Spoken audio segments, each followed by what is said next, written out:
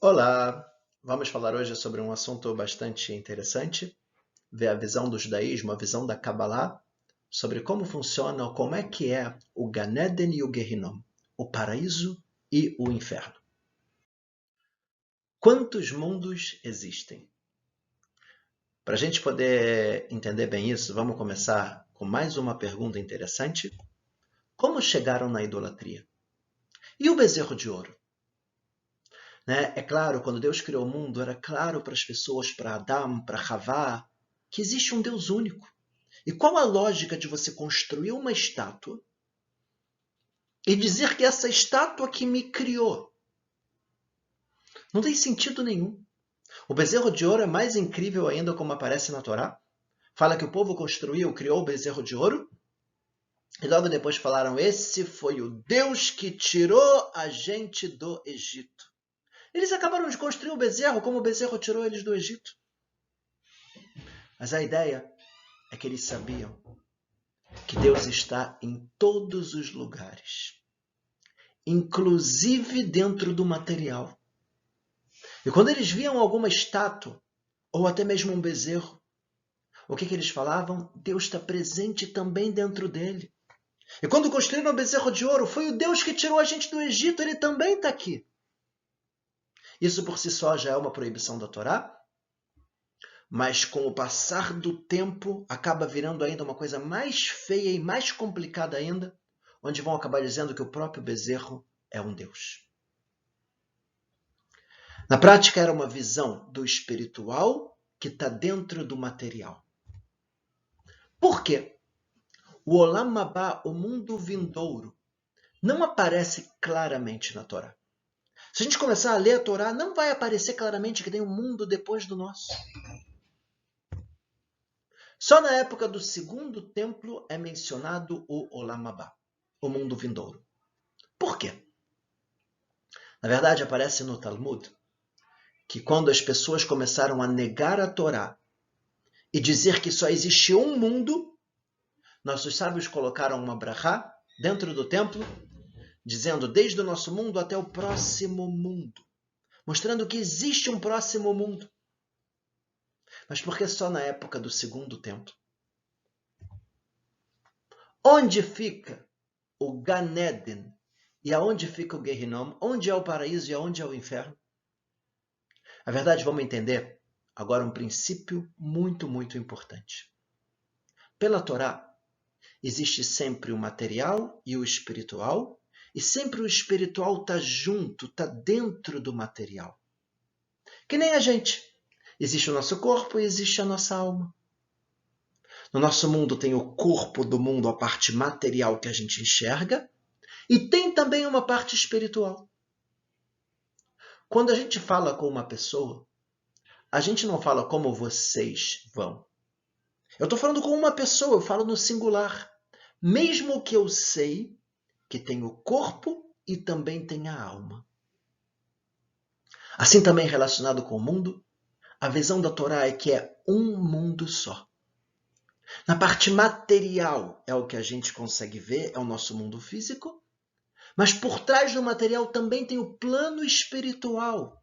E todo o paraíso, e o inferno, e os 7 céus e as 7 terras que a gente vai falar. Tudo dentro do mesmo local. Seria como, um exemplo interessante, como se chegasse um extraterrestre e ele quisesse conhecer como são os seres humanos e ele olhasse por baixo de uma porta. E ele está lá vendo um monte de sapatos e sapatos e sapatos e acha que o ser humano são sapatos. Mas de repente, quando a porta abre, ele vê que é muito mais do que um sapato. Assim é a gente. Quando a gente está olhando aqui no plano material, a gente só vê o corpo físico, só vê os sapatos. Quando a gente sai desse mundo, se abre a porta, de repente a gente começa a ver que tem um mundo espiritual inteiro por trás do nosso mundo material. Ou seja, a visão é que era que existia somente um mundo. E dentro do mundo material tem o espiritual. Quando começaram a dizer só existe o material, nossos sábios falaram, não, existe um outro mundo. Existe também a parte espiritual. Ou seja, na verdade, o que a gente vê seriam os sapatos, a parte material, né? Enquanto que existe muito mais acima do sapato. E agora vamos aprofundar um pouquinho. Existem 7 céus, e de acordo com o Zohar, com a Kabbalah, eles são como se fosse, né, como as cascas de uma cebola, é um dentro do outro, exatamente como a gente colocou. O primeiro céu seria um que abre e fecha, se abre de dia e se fecha de noite. O segundo céu, Raquia, é onde ficam os astros, até aí a parte material que a gente consegue enxergar. Depois tem Shechakim, já é um plano espiritual, local onde tem a preparação do man para os tzadikim, o alimento espiritual para as pessoas elevadas que já faleceram. Zevul é o local onde fica o Beit HaMikdash, o templo espiritual, onde o anjo Michael ele oferenda as almas dos tzadikim perante Deus. Maon é onde os anjos cantam para Deus. Mahon seria um depósito de problemas e sofrimentos, e David ele desceu esses sofrimentos e essas dificuldades para a terra. Aravot, o sétimo céu, é um lugar onde tem a paz, a brachá, a bênção de Deus. As almas dos tzadikim estão lá desfrutando de todas as coisas boas, e as almas que ainda não vieram para o nosso mundo. Ou seja, existem 7 planos espirituais por trás do nosso céu material. E em relação à terra, a mesma coisa. Temos também 7 terras. Isso de acordo com o Zohar. Explicando rapidamente, Adam, o primeiro homem, ele estava vivendo no Gan Eden. E quando ele pecou e comeu a fruta proibida, ele e Havá, eles desceram para a 7ª terra que a gente chama de Eretz, lá embaixo. O que tem em Eretz? Vamos na parte da direita. Escuridão e sem seres. Solidão. Lá fica a espada daqueles anjos, a espada giratória dos anjos. Ou seja, um lugar muito complicado, com muito medo, solidão, escuridão. E Adam ele foi para lá. Adam, após o pecado, ele fez tchuvá e ele subiu um nível e foi para a 6ª terra chamado Adamá. Adam, após a tchuvá, ele estava lá. O que tem realmente em Adamá, nessa 6ª terra? Mazikim e Shedim são seres negativos espirituais que foram criados por Adam durante os 130 anos que ele se separou de sua esposa. Quando ele viu que ele pecou e o nível baixo que ele chegou, ele se separou de sua esposa, ele falou, eu não quero ter mais filhos nessa situação que a gente está. E nesse momento, acabou-se criando seres espirituais negativos, foram criados nesse momento, através do sêmen de Adão. É um local onde não tem alegria. Caim e Hevel, os filhos de Adão, eles nasceram nessa 6ª terra. E após o pecado, quando Caim matou Hevel, Caim ele desceu para Eretz, para aquele nível mais baixo que a gente falou. E Caim, após o pecado, ele também fez tchuvá, ele se arrependeu e conseguiu subir para a 5ª terra chamada Arká. Lá vai Caim após a tchuvá, ele chegou nesse 5º nível e Caim teve com a sua esposa, tiveram filhos lá e são seres de 2 cabeças. Ok, Adam, quando ele faz tchuvá e se arrepende mais ainda do que ele fez, ele chega no nível Tevel, que é a primeira terra que é onde a gente vive, o nosso mundo. E aí ele está no mundo que a gente vive e assim foi todas as descendências e todos os filhos. Para completar, a 4ª terra, Gei, é para onde foi as almas da geração da Torre de Babel. Lá é onde fica o Gehinom, o inferno e as almas ruins. 3ª terra é chamada de Neshiá, tem pessoas pequenas, sem nariz, e tudo o que fazem eles esquecem. 2ª terra, Tsiá, pessoas bonitas que querem ser como nós. O Zohar ele fala que essas são as 7 partes do Gehinom, do inferno. Ou seja, eu sei que eu não estou aprofundando muito sobre isso, mas a ideia é a gente entender que existem 7 terras dentro da nossa terra. E tudo como se fosse cascas de cebola, uma dentro da outra, do plano espiritual. Tanto o Gehinnom, o inferno, quanto o paraíso está dentro do mesmo plano material, só que seria como se fosse a alma, a parte espiritual que está por trás do nosso mundo. E agora vamos começar a entender. Gan Eden e Olam Haba. Qual é a diferença? Os dois a gente de alguma forma traduz como sendo o paraíso, mas vamos ver que não é tão simples assim. Gan Eden ou Olam HaNeshamot, mundo das almas, é o local onde as almas ficam após a morte. Olam Haba será no nosso mundo após a ressurreição dos mortos. Depois que chegar no final, após a vinda de Mashiach, no momento de milagres, onde Deus vai se revelar no mundo, até mesmo os mortos vão ressuscitar. E aqui já vai ser um mundo melhor do que o Gan Eden.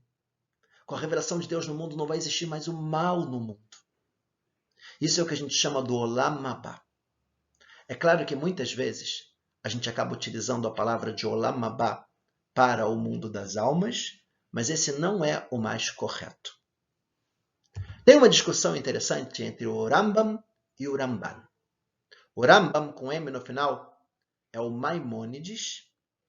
O Ramban a gente chama de Nachmanides.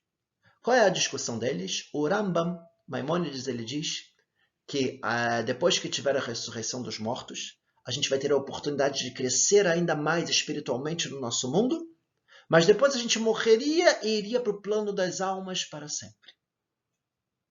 O Nachmanides, e assim é a opinião da Kabbalah, fala que o nosso mundo vai ser tão especial com a revelação divina que a ideia é que a gente não vai mais morrer e viver para sempre nesse mundo com um prazer absurdo espiritual. E aqui vai ser muito melhor do que o plano espiritual. Essa é a discussão que tem, De qualquer forma, de acordo com a ideia da Kabbalah, a ideia é que nesse mundo, com a revelação divina, acabando todo o mal, tendo um prazer espiritual muito grande, a gente vai viver para sempre. Ok. E a construção do Gan Eden? Como é que é o plano espiritual para onde a pessoa vai depois que ela morre? Quando pensamos em fazer uma mitzvah, trazemos uma luz espiritual que nos cerca e nos ajuda a completar esta mitzvah.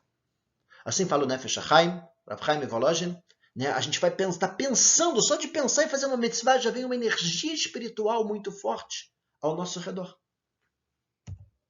Quando finalizamos a mitzvah, essa luz sobe para a sua origem no plano espiritual. A recompensa da mitzvah é a própria mitzvah no plano espiritual. Quando a alma sente um prazer incrível de toda a luz que foi criada a partir de suas ações. Olha que incrível, a gente vai construindo. Quanto mais mitzvot e mais coisas boas eu vou fazendo, mais eu vou criando e trazendo uma luz para o plano espiritual. E quando a gente sai do mundo, a gente vai poder desfrutar do que a gente construiu. O mundo das almas não é um lugar pronto, mas sim que nós construímos. Tirar aquela ideia que a gente tem, entrar, vai para o caminho do Gan Eden, abre uma porta, está em cima das nuvens, está lá. Não. É um lugar que a gente constrói, não é pronto. E é de acordo com as nossas atitudes. O de cada um é diferente. E cada um vai estar nesse plano espiritual tendo um prazer de acordo com as suas atitudes. Isso que aparece nos nossos sábios. Al tikre banaich ela bonaich.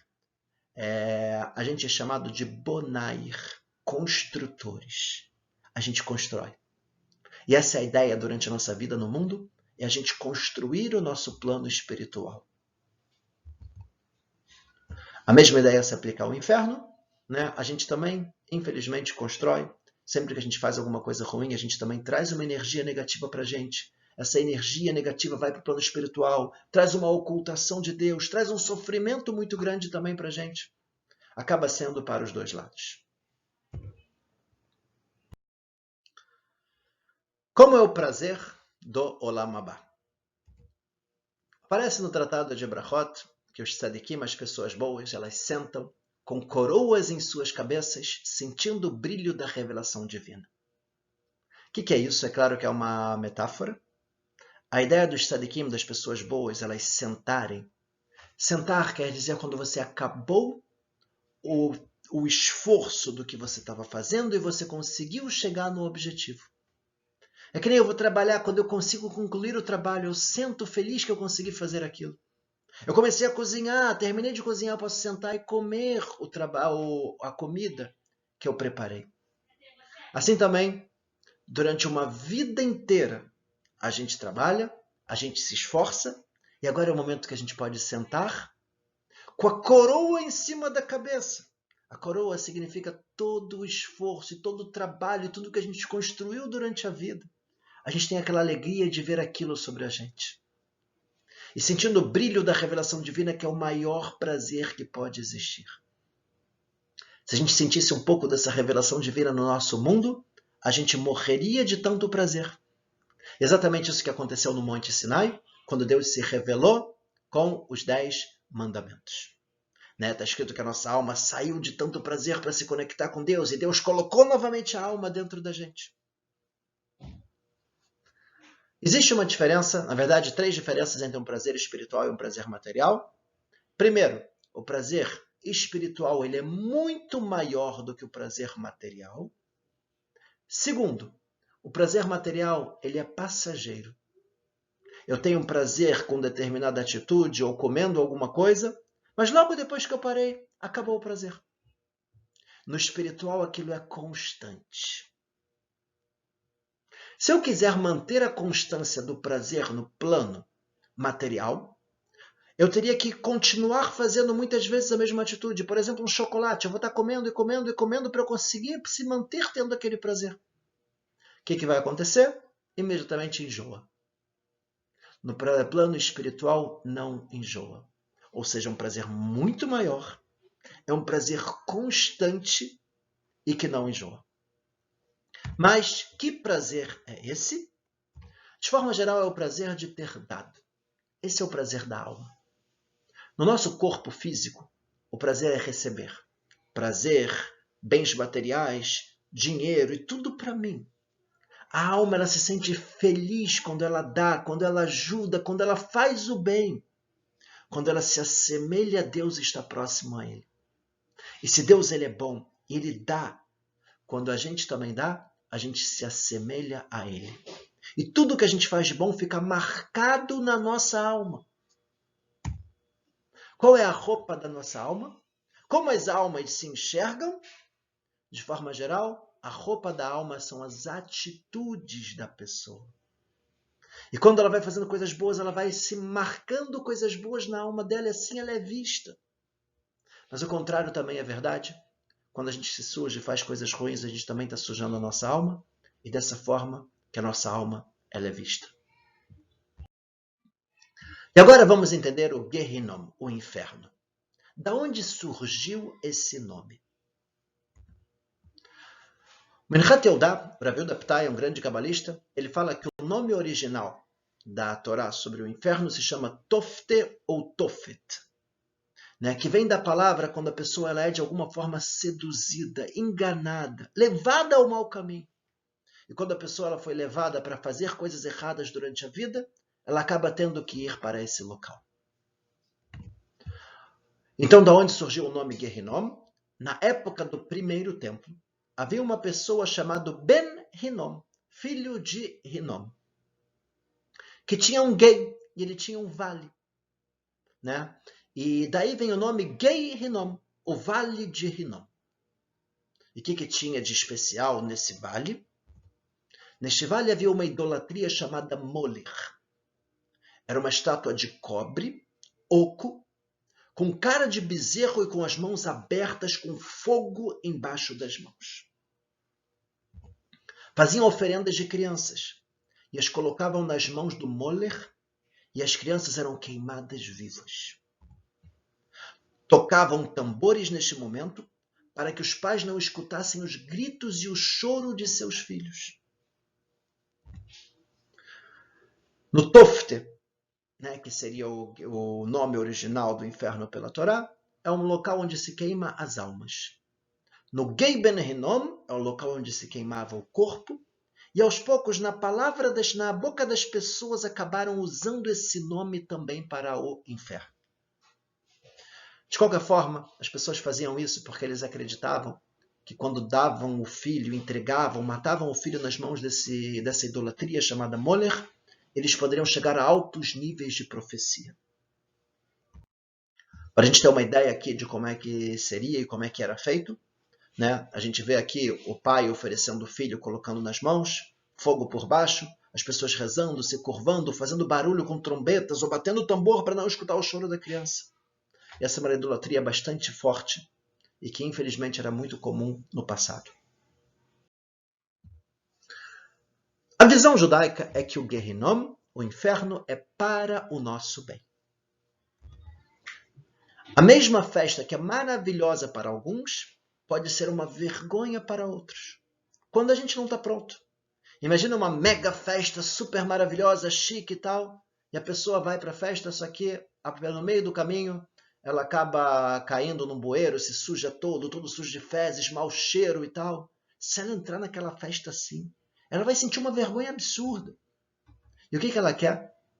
Ela quer primeiro se limpar, para depois ela poder voltar para a festa. Ela quer poder sair, lavar as roupas, tomar um banho, se vestir como deve, para poder curtir de verdade a festa. Essa é a oportunidade que Hashem ele dá para a gente com o Gehinnom. Seria como entrar numa festa suja.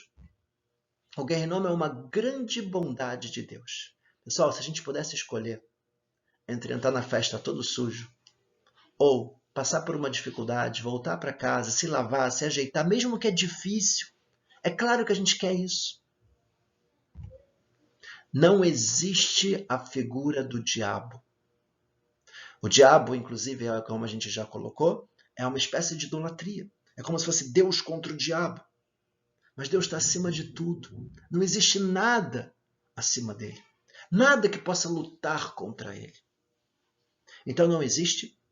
O que sim existe seria um local onde tem realmente um grande sofrimento, mas com um tempo de limite, que é normalmente no máximo 1 ano, onde a gente vai se purificar e vai ser realmente difícil, mas para que depois a gente possa ter um prazer para sempre.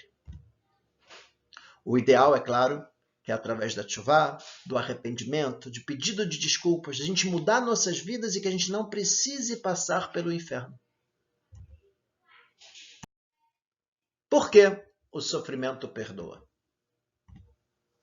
O Tzidkat HaTzadik, um grande Rebbe, Rabbi Tzadok HaKohen Milublin, ele fala que o alimento da alma no nosso mundo material é o prazer. E quando o prazer é negativo, ele precisa ser expelido. Ou seja, eu tive o prazer de fazer alguma coisa errada, eu coloquei um alimento dentro da minha alma que marcou a minha alma. Esse alimento eu preciso tirar. O sofrimento vem anular este prazer indevido, com a qual marcamos a nossa alma. Então, na verdade, no Pirkei Avot fala que a gente sempre tem que fazer o cálculo do que a gente perde relacionado com uma mitzvah, com o esforço e a dificuldade, assim vai ser o prazer e a recompensa que a gente vai ter. E todo o prazer que eu ganhei fazendo alguma coisa errada, assim também vai ser o que eu vou perder depois e vai ser o sofrimento. O sofrimento vem anular o prazer que a gente teve fazendo o mal. No Zohar, está escrito que o fogo do inferno é, na verdade, o fogo do Yetzer Hará, do nosso instinto negativo, do nosso coração, quando a gente fez alguma coisa errada. Então a gente está com todo o coração empolgado para fazer o mal. Essa mesma força, esse mesmo fogo, é o que vai depois ser usado contra a gente, né, para expelir e tirar o mal dentro da gente.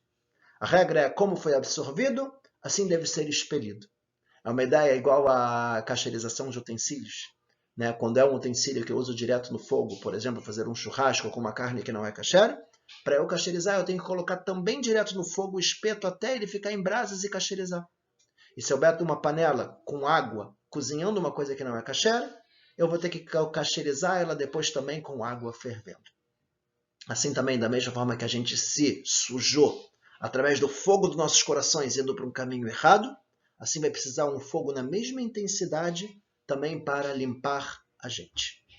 Quero lembrar mais uma vez que o ideal, é claro, não é através do sofrimento, né, e sim através do arrependimento, através da gente pedir desculpa para os nossos amigos, para as pessoas, fazer o bem, mudar nossas atitudes, sem precisar passar pela dificuldade. Material ou espiritual? Essa é uma pergunta também muito interessante, porque a gente acaba vendo um pouco das duas questões na Torá. Tanto o inferno quanto o paraíso, às vezes parece material, às vezes parece espiritual. Como é que funciona exatamente? Existem dois tipos de Gan Eden, de paraíso. Gan Eden Elyon, o Gan Eden superior, e o Tarton, e o inferior. O paraíso inferior, ele teria sim um certo formato físico, mas na verdade é espiritual. O paraíso inferior seria basicamente a história que aparece na Torá, de Adam e Havá, que eles estavam no Gan Eden, plano espiritual, por outro lado, com uma forma material. Tinha a fruta proibida, tinha o corpo deles, tinha a cobra, tinha as árvores, frutos, tinha uma coisa material. Mas se a gente fosse encostar, nossa mão atravessaria. Esse é o nível do Gan Eden inferior. Depois que Adão ele pecou e comeu a fruta proibida, aí sim que ele caiu para o plano material. Já o Gan Eden Elyon superior já está acima dessa forma física, já é uma coisa muito mais associada à alma e que a gente não tem nem palavras de expressar como é que é um prazer e o Gan Eden no plano espiritual. O Gehinom, o inferno, também existe, o superior e o inferior. O inferior aparece, tem uma descrição que eu não trouxe para vocês de como seria, e de coisas materiais, e sofrimentos e tal, mas isso seria para a alma também no nível inferior. A mesma alma no nível que estaria no Gan Eden inferior, que tem um corpo e uma forma. Assim também teria um sofrimento para ela no Gehinom inferior, também com fogo, com sofrimentos e com dificuldades. Mas a gente também tem o Gehinom Elyon, o Gehinom superior, onde, na verdade, o sofrimento já não é mais uma coisa física, entre aspas, e sim uma coisa da alma. E a grande vergonha, o grande sofrimento e a grande tristeza de não ter feito o correto. Uma vergonha e uma tristeza de ter feito errado durante a vida inteira, muitas vezes, nesse mundo. Já é uma coisa mais espiritual. Acaba sempre tendo os dois lados. Uma visão aqui, como a gente falou, pode ser um pouco material e espiritual, entre aspas, ou completamente espiritual, são os dois níveis que existem. E aí vem a pergunta, não seria suficiente a reencarnação? Falamos já sobre a reencarnação já vai consertando e conserta tudo, por que precisaria passar pelo inferno? O livro Reshit Chochmah, ele fala que a reencarnação é mais amarga do que o inferno. A reencarnação é a gente chegar no plano espiritual depois de 120 anos e falar, olha só, você não fez o que tinha que ter feito. Você viveu às vezes a vida inteira e não valeu nada, você vai ter que voltar e fazer tudo de novo. E para a alma sair do plano espiritual e voltar para o plano material é muito difícil. Então a reencarnação ela também é muito amarga.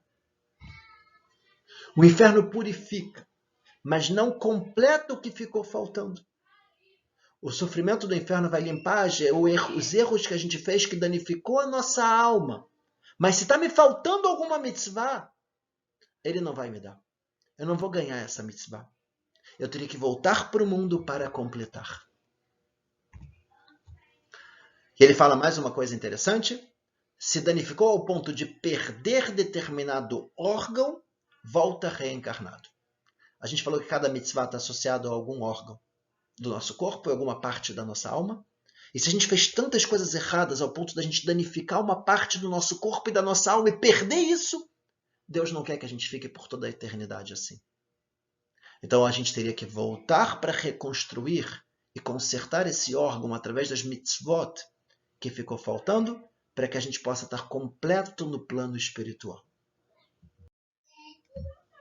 Aparece também que todos têm Olam Haba. Kol Israel Shlem Chelek LeOlam Haba. Todos têm Olam Abá de acordo com as suas atitudes. Como a gente falou, cada um de acordo com o que ele fez, a gente constrói no plano espiritual. Primeiro, precisamos nos limpar para depois poder ter o prazer do mundo espiritual. Aqui, a gente vai quebrar agora um entendimento muito errado que as pessoas têm. Tem muita gente que acha que se tem mais mitzvot do que pecados vai para o paraíso, mais pecados do que mitzvot vai para o inferno. A visão judaica não é essa. Todo mundo tem mitzvot, todo mundo tem pecados. Deus não vai abrir mão de nenhuma mitzvah e não vai abrir mão de nenhum pecado. Primeiro a gente vai se limpar de tudo que a gente fez de errado até estar 100% limpo, para depois a gente poder ter um prazer associado a 100% das coisas boas que a gente fez. Assim Deus não vai abrir mão, não é uma balança, e sim, são duas contas separadas. Primeiro eu vou cancelar meus erros para depois ter um prazer total de tudo que eu fiz de bom. Por isso, é muito importante a gente entender que apesar da gente poder se limpar futuramente, e apesar do sofrimento perdoar a nossa alma, ou até mesmo do arrependimento no final da vida, mas em relação à minha conta de coisas boas, isso não vai crescer. Isso depende do que eu fiz durante a vida, e por isso a gente tem que sempre trabalhar para fazer o máximo de coisas boas que a gente puder, seguindo sempre o caminho e a orientação de Hashem, da nossa Torá. São duas contas separadas. Nenhuma mitzvah é descontada pelos nossos erros, e nenhum erro é perdoado pelas nossas mitzvot. Daqui a gente fala que mesmo os tzadikim, as pessoas muito elevadas e muito boas, também vão para o inferno. Mesmo que seja por um período muito pequeno, porque ninguém é perfeito e não erra. E a gente tem que se limpar sempre de nossas atitudes. E a pergunta que a gente sempre faz é como se limpar.